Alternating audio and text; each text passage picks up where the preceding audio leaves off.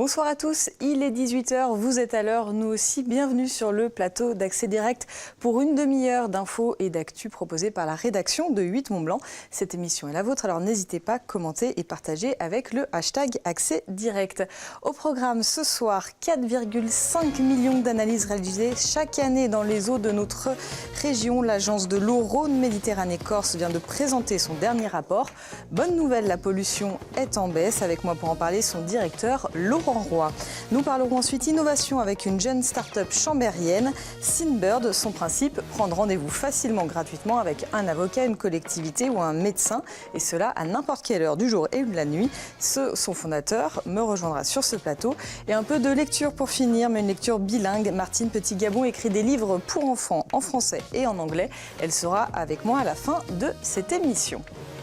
Mais avant, salut Seb. Salut Fanette. C'est toi qui te colle au JT, mais qui a le plaisir de présenter le JT ce soir.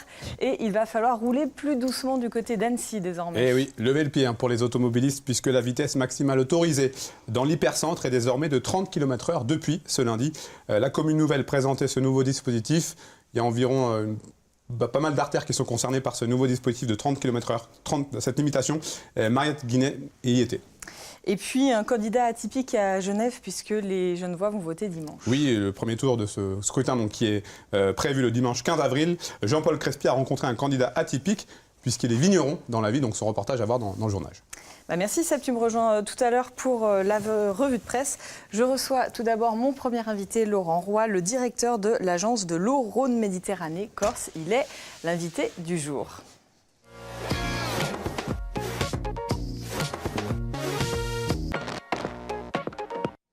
Bonsoir. Bonsoir. Alors, avant de commencer, un mot sur les agences de l'eau. Ces établissements publics ont pour mission de contribuer à améliorer la gestion de l'eau, de lutter contre sa pollution et de protéger les milieux aquatiques. On en compte 6 en France. Et donc, la vôtre, si je puis dire, celle qui en descendant Rhône-Méditerranée, Corse. Alors, vous venez de présenter votre dernier rapport sur l'état de l'eau. On va commencer avec les bonnes nouvelles. Globalement, la pollution domestique a été divisée par 5 en 25 ans et la moitié des rivières sont en bon état. Vous êtes un directeur heureux ? Heureux ou à moitié heureux, puisque l'objectif, c'est bien d'arriver à toutes les masses d'eau en bon état un jour. C'est d'ailleurs ce que demande un texte européen, qui est la directive 4 sur l'eau, qui demande dans tous les pays de l'Union européenne d'arriver à 100% des masses d'eau en bon état, progressivement. Là, on peut dire qu'on est à moitié du gué, puisqu'on est à 54% précisément sur l'ensemble du bassin Rhône-Méditerranée.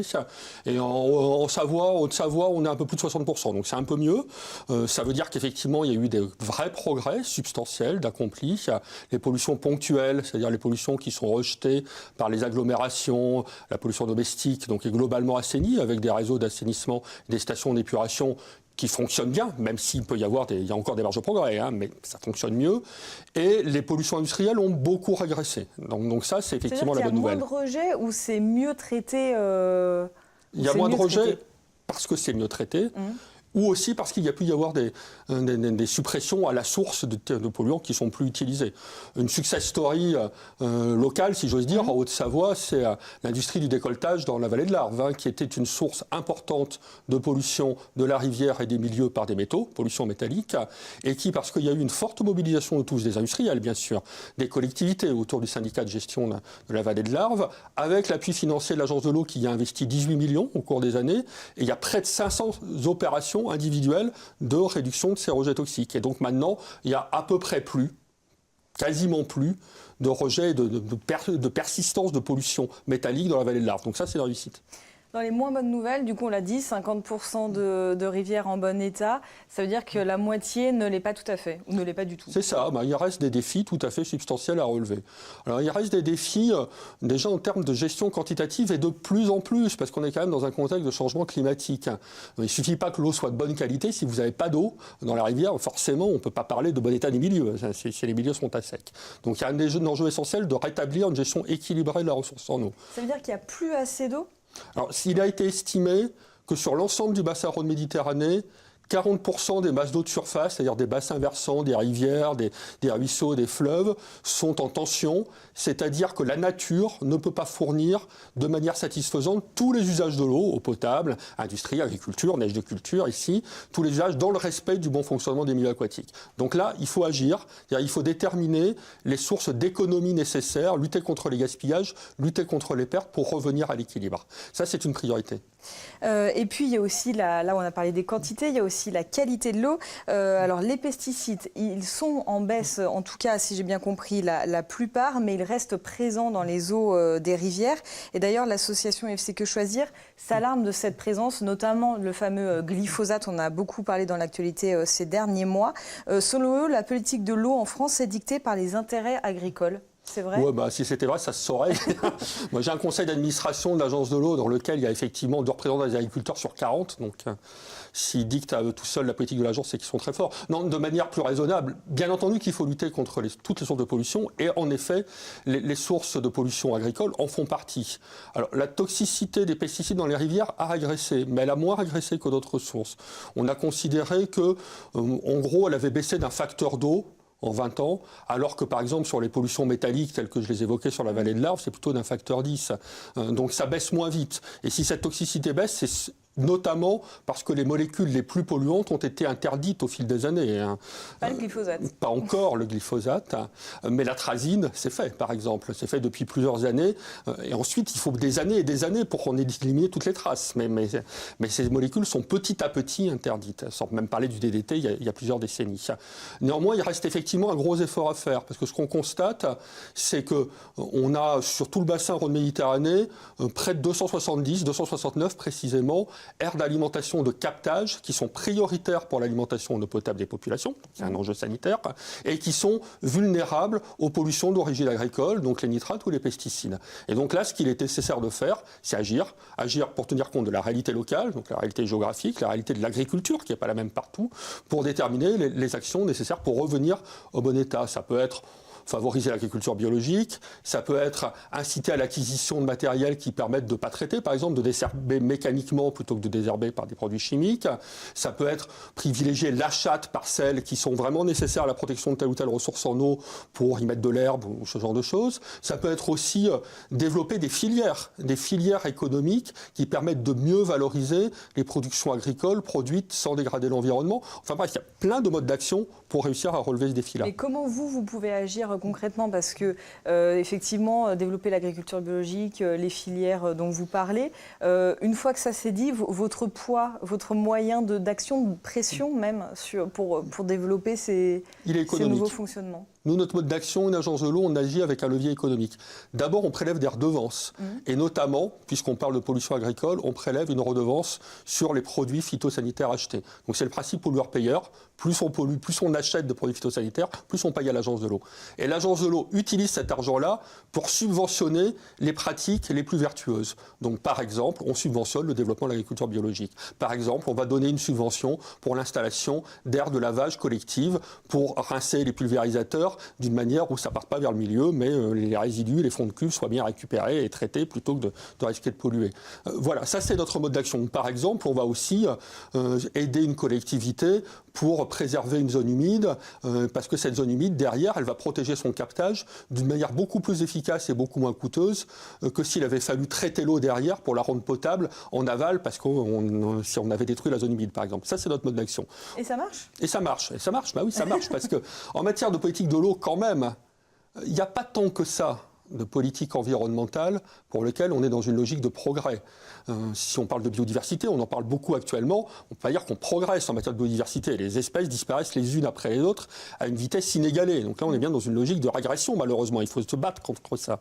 En matière d'eau, ça va de mieux en mieux. Donc ça veut dire que le système français de gestion de l'eau, avec cette application du principe pollueur-payeur et avec le fait de pouvoir aider financièrement ceux qui s'engagent pour que ça aille mieux, ça donne des résultats. Ça donne des résultats, mais c'est d'œuvre de longue haleine, donc il faut continuer. Depuis 2014, les moyens des agences de l'eau, des 6 agences de l'eau nationales, sont en baisse. Ça veut dire que, double question, c'est plus une priorité. Et est-ce que vous aurez encore les moyens à l'avenir, justement, d'avoir ces moyens d'action, de pression ? En fait, il n'y a pas depuis 2014 qu'elles sont en baisse. Elles ont même beaucoup augmenté depuis 2014. Mais on a atteint un pic en 2017. L'année dernière, l'agence de l'eau Rhône-Méditerranée-Corse n'avait jamais donné autant de subventions de son histoire. On a un peu plus de 50 ans d'existence, on n'avait jamais donné autant de subventions. En 2017, on a accordé plus de 550 millions d'euros d'aide sur la totalité des bassins Rhône-Méditerranée et Corse. Par contre, effectivement, ça va baisser en 2018 pour deux raisons. D'une part, parce que les subventions qu'on a accordées en forte hausse, il va bien falloir les payer. C'est comme un ménage. Quand on engage une grosse dépense, il est peu probable qu'on puisse engager la même grosse dépense tous les ans. Donc ça veut dire que là, comme il va falloir payer les engagements pris, ça va être un peu au détriment des nouveaux engagements. Et aussi parce que le gouvernement a fait le choix de plafonner nos recettes, qui sont les redevances qu'on prélève sur tout un chacun, sur la facture d'eau, sur les produits phytosanitaires, sur les pollutions industrielles, etc., de les plafonner à la baisse pour faire baisser les prélèvements obligatoires qui pèsent sur nos concitoyens. Mais donc le résultat, ça veut dire une diminution de ressources. Le résultat de ces deux actions, ça veut dire qu'en 2018, on va plutôt tourner avec une capacité financière d'intervention de l'ordre de 480 millions d'euros sur tout le bassin, au lieu de 550. Ça reste quand même très substantiel. Ça permet de faire beaucoup de choses et ça permet d'accompagner les maîtres d'ouvrage qui souhaitent se mobiliser pour la reconquête de la ressource en eau. Mais en termes de dynamique, est-ce qu'on a connu les 40, 50 dernières années où il y a eu des projets énormes, je pense notamment à l'assainissement de nos lacs, le lac du Bourget, le lac d'Annecy. Est-ce que cet âge d'or, entre guillemets, est plus terminé, l'eau n'est plus une priorité? Non, moi je dirais que les priorités se déplacent un peu. C'est-à-dire qu'effectivement, la grande époque de l'équipement en station d'épuration et en réseau d'assainissement est relativement derrière nous, même s'il reste à faire. Il reste à faire notamment pour traiter les pollutions de temps de pluie, c'est-à-dire ce qui ruisselle quand il pleut et qui se retrouve déversé sans traitement au milieu naturel. Donc là, il reste des choses à faire. Mais elle se déplace vers, d'une part, l'adaptation au changement climatique. Ça, c'est relativement nouveau comme prise de conscience, mais ça veut dire qu'on a de gros efforts à faire et donc des investissements pour lutter contre les fuites, pour développer les économies d'eau tous azimuts et, si nécessaire, pour développer des infrastructures qui permettent de substituer, donc des retenues de stockage, par exemple, pour substituer à des prélèvements dans des ressources en tension. Et puis, on a le gros enjeu de la biodiversité aquatique. Je parlais tout à l'heure de la biodiversité où ça régresse. Même si on atteignait notre but en matière de qualité de l'eau, si la qualité de l'eau était parfaite, même si on atteignait notre but en matière de gestion quantitative, c'est-à-dire suffisamment d'eau partout, ça ne marcherait pas pour autant, parce qu'il faut que ce soit des milieux naturels qui fonctionnent, des rivières suffisamment naturelles, des zones humides qui fonctionnent, des lacs en bon état, etc. Au cours des dernières décennies, des derniers siècles, on a beaucoup artificialisé, bétonné les rivières, endigué, canalisé, parfois même busé. Et donc ça, ce ne sont pas des milieux naturels qui fonctionnent bien. Il est nécessaire de les renaturer pour retrouver ce fonctionnement écologique, pour la biodiversité, mais aussi pour nos intérêts propres, directs. Parce qu'une rivière qui fonctionne bien ou un lac qui fonctionne bien, ce sont aussi des milieux qui rendent des services écologiques gratuitement. Des milieux naturels qui fonctionnent bien, ça auto-épure, par exemple. Ça traite une partie de la pollution tout seul. Autant de moins à traiter dans une station d'épuration. Donc voilà, les priorités ne sont plus les mêmes, plus tout à fait les mêmes. Mais il reste encore de gros défis à relever. Eh bien, on va surveiller ça de près. Merci beaucoup d'être venu sur le plateau d'Accès Direct. Je vous en prie, bonne soirée. Merci, au revoir. J'accueille Seb maintenant pour la revue de presse. Le temps qu'il s'installe, je vous propose quelques images signées Emmanuel Jaude, dont on a parlé de ressources en eau, etc. Manifestement, il ne va pas en manquer tout de suite. Ça, c'était ce matin, au pied de la tournette. Je crois qu'il s'est fait un peu surprendre. Notre cher Manu, il est allé faire quelques images de ce câble. On verra un reportage demain dans le JT. Mais en tout cas, impressionnant. Impressionnant, et on est le 10 avril. 10 avril. Et justement, on va commencer avec les pieds dans la neige, avec cette avalanche qui a été filmée par un pisteur, je crois, du côté des Vallons de la Meije. C'était ce jeudi 5 avril. Alors, plus de peur que de mal, il y a pas mal de monde autour de la Meije, mais là, heureusement, il n'y a pas eu de victimes. Mais en tout cas, ça montre bien encore les quantités de neige et le risque de 4 sur 5. On est à 4 sur 5 à peu près sur tous les massifs. Et donc, avec le redout, etc., il y a des départs spontanés. Donc, prudence. On ne le dira jamais assez en montagne. Et puis, toi, Seb, on va s'intéresser à un jeune retraité. Alors, pas encore, mais il va prendre sa retraite à la fin de saison. Je parle de Daniel Narcisse, que les amateurs de hand connaissent bien évidemment. Daniel Narcisse est un des plus grands joueurs français de l'histoire qui vient d'annoncer qu'il mettrait donc un terme à sa carrière sportive à la fin de la saison.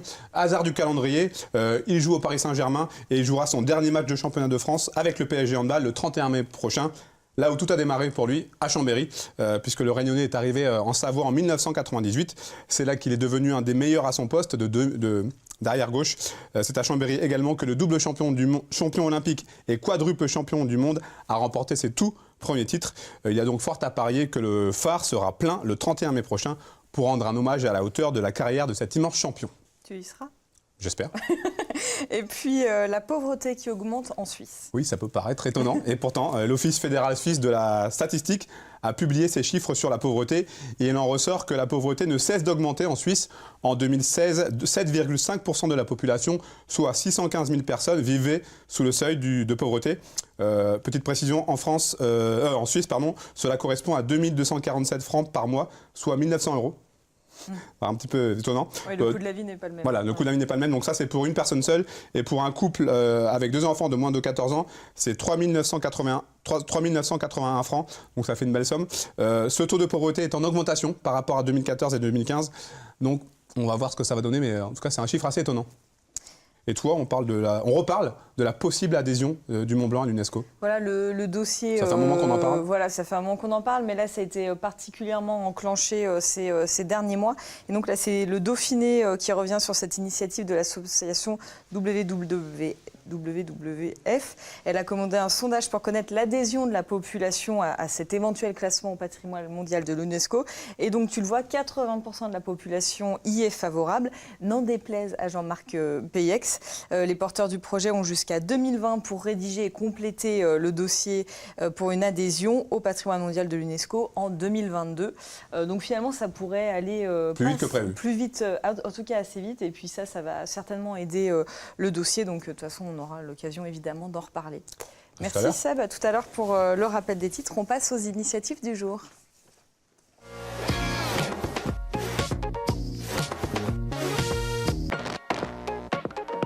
Alors on va parler maintenant d'une application mobile qui veut simplifier la vie des Savoyards et puis bientôt peut-être des Français. Julien Denomazy, vous avez co-créé la start-up et l'appli du même nom Synbird. Vous êtes installé au Bourget-du-Lac. Bonsoir. Bonsoir. Alors le principe, pouvoir prendre rendez-vous avec n'importe quel professionnel ou collectivité, on va y revenir, simplement, gratuitement, à toute heure, avec son téléphone. Comment vous avez eu l'idée ? Tout à fait. En fait, on a trouvé que c'est quelque chose qui nous manquait.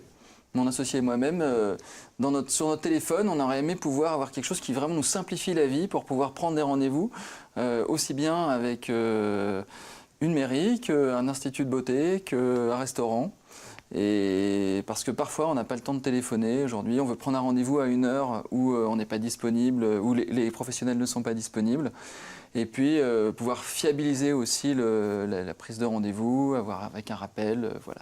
Et donc, l'idée, c'est vraiment d'avoir un spectre large, parce qu'il existe déjà certaines plateformes, notamment, je pense aux métiers, aux professionnels de la santé. Mais là, c'est vraiment quelque chose de large. Vous travaillez d'ailleurs avec la mairie de Chambéry, déjà. On travaille avec la mairie de Chambéry, celle d'Aix-les-Bains, celle de toute l'agglo de Chambéry, et j'espère très prochainement avec celle d'Annecy, sans vouloir faire de scoop. C'est pas encore complètement décidé. Mais, et puis d'autres sur Rhône-Alpes. Mais en effet, c'est vrai qu'aujourd'hui, il y a des approches très sectorielles. Donc, vous parlez des professionnels de la santé, il y en a aussi pour des coiffeurs ou pour d'autres professionnels. Mais c'est vrai qu'en tant qu'usager ou utilisateur, on aimerait avoir la même application qui nous sert pour plein de professionnels possibles. Et ce qui est intéressant, c'est qu'on peut partager ses professionnels favoris. Quand on a fait une enquête de marché, alors c'est assez étonnant parce qu'on l'a fait avec une professionnelle qui est aujourd'hui basée à Tahiti mais qui a interrogé des gens à Annecy, vous voyez le monde connecté. Et une des choses qui ressortait, c'était une envie de pouvoir partager ses professionnels avec ses amis. Et par exemple, avec les mairies, quel type de services on peut trouver ? Parce qu'il y a déjà des choses qui se font en ligne Bien sûr. Sur certains sites de mairie. Donc là, quel type de rendez-vous on va pouvoir prendre ? Ce qui a vraiment marché très fortement aujourd'hui, c'est les rendez-vous d'état civil. Donc on a plus de 10 000 rendez-vous d'état civil qui ont été pris depuis 3 mois sur l'agglo de Chambéry, Aix-les-Bains et Moutier aussi d'ailleurs.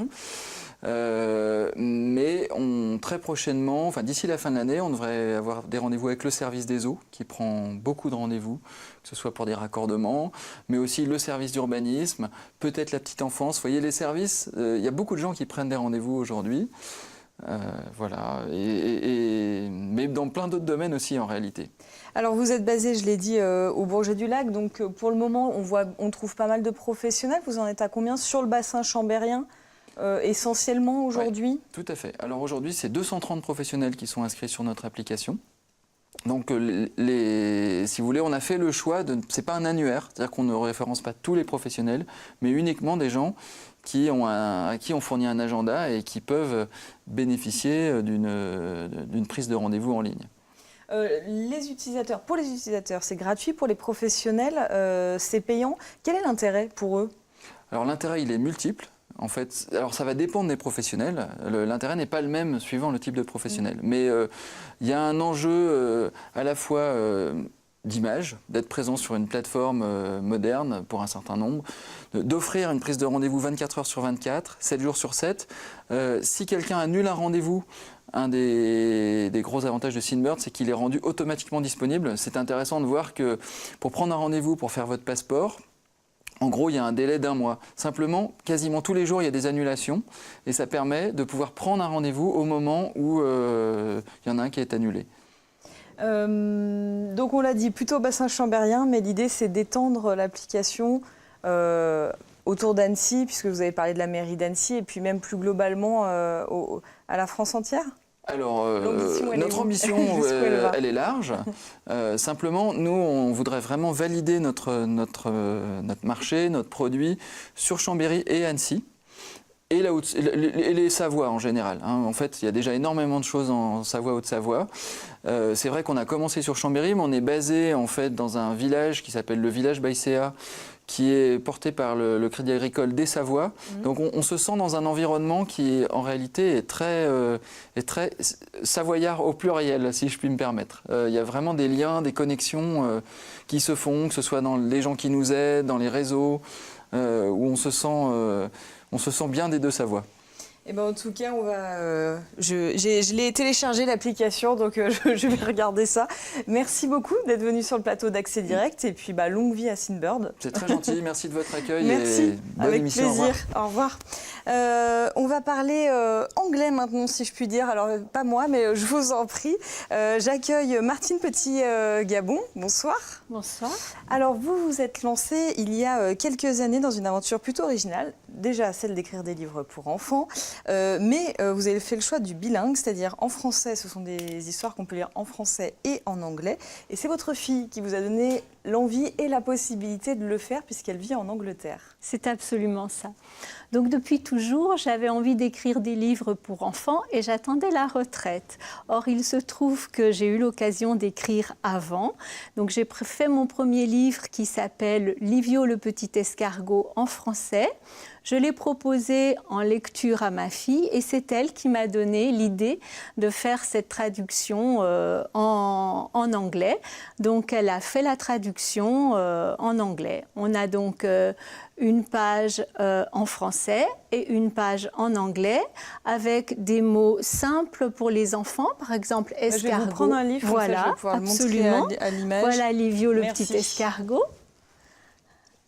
Voilà, donc à gauche le français et à droite l'anglais avec des mots qui sont dans les mêmes couleurs. Donc il y a vraiment l'idée d'apprentissage pour l'enfant. À qui sont destinés ces livres? À des Français qui voudraient apprendre l'anglais à leurs enfants, à des enfants anglais qui voudraient apprendre... C'est pour qui? Voilà. Alors, les livres se vendent beaucoup dans les couples qui sont bilingues. Je les vends surtout en salon et c'est effectivement la première accroche. Un papa ou une maman française et un autre parent d'une autre langue, et l'anglais étant une langue internationale, ça plaît beaucoup. Ensuite, j'ai aussi une belle accroche avec les institutrices qui font de l'initiation à l'anglais auprès des petits. J'ai également travaillé un petit peu avec l'école bilingue d'Anne-Sylvieux, voilà. Et puis, il m'est même arrivé sur certains salons d'avoir des adultes qui étaient en apprentissage de l'anglais et qui souhaitaient, d'une façon ludique, pouvoir travailler un petit peu leur anglais sans que ce soit trop pédagogique. Maintenant, parce qu'il y a eu plusieurs livres, vous les avez entre les mains. Donc il y a Chippy la petite souris. Voilà. Maintenant, ces différentes histoires que vous avez imaginées, vous les imaginez différemment du fait qu'elles soient bilingues? Absolument pas. Absolument pas. L'univers... alors, hop, si je perds le micro. L'univers des enfants, elle-même, disons... Oui, des deux côtés oui, de la l'univers, Manche. absolument. Les enfants sont les mêmes des deux côtés de la Manche. Non, l'histoire est d'abord créée en français. Alors, souvent, à travers ce que les enfants me disent, et entre autres ma première petite fille qui s'appelle Maë, et qui m'a un petit peu soufflé l'histoire du petit escargot, puisqu'elle était à l'âge où on dessine les escargots. Et puis ensuite, voilà, moi j'ai suffisamment, je crois aussi, d'imagination pour me replonger dans ces moments de l'enfance, voilà. Alors, j'ai toujours beaucoup de plaisir en salon quand des enfants s'arrêtent sur le stand et repartent avec un livre collé contre eux, voilà, comme un cadeau. Il y en a un autre? Il y en Oui, a un alors, prochain le petit dernier, le petit dernier, c'est une histoire de Noël, voilà, qui met en scène le Père Noël, qui a perdu sa poudre magique. Et sans sa poudre magique, c'est impossible de faire la distribution des cadeaux de Noël. Et la petite lutine savante, qui s'appelle Eureka, va l'aider à retrouver cette poudre magique. Vous avez attendu, vous l'avez dit tout à l'heure, la retraite pour écrire ces livres. Qu'est-ce qui vous a donné envie d'écrire en direction des enfants? J'ai toujours... Je crois que le public des enfants est mon public préféré. J'ai toujours eu envie. En fait, je ne suis pas encore en retraite, mais voilà, au travers des rencontres, j'ai eu l'occasion de le faire avant. Et ça s'est fait avant et c'est un vrai bonheur. C'est un vrai bonheur d'écrire pour les enfants, de les voir, repartir avec les livres. C'est un vrai bonheur aussi de travailler, entre guillemets, ces histoires, puisque je fais le texte en français. Ma fille Anne, qui est mariée en Angleterre, et qui a 2 petites filles, Leïla qui a 3 ans et Emma qui a 6 mois, fait la traduction en anglais avec, en plus accompagnée de sa belle-mère aujourd'hui. Et puis pour les illustrations, j'ai 3 illustratrices différentes, une aquarelliste d'Annecy sur le premier, une jeune fille qui avait 18 ans sur le deuxième et ma nièce sur le troisième. Donc voilà. Une vraie histoire de famille en plus. Ouais, c'est tout bonus. Voilà, c'est tout c'est tellement de bonheur de partager ça en famille.